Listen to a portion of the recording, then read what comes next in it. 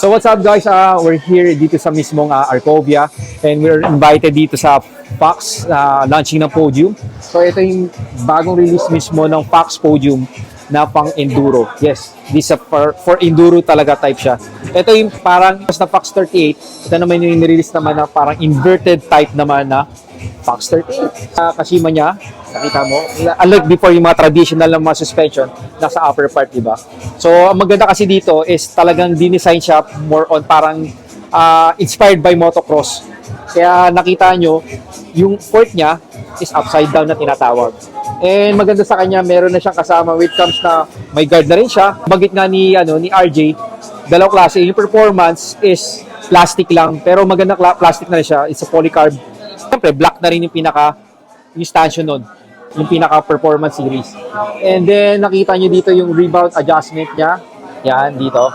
And sa other side naman yung pinaka-air na pinaka-damper niya. And almost ang weight, medyo may kabigatan rin siya guys eh.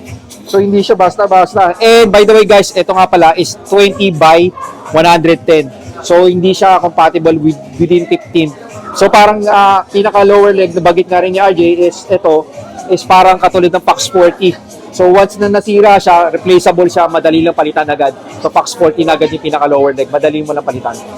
And also, syempre, pambaragan talaga. Imagine mo, ang weight nakakangalay kanina pa ako nag-aano dito. And this is also a tapered also 1.5. So ito na yung pinaka-stock talaga.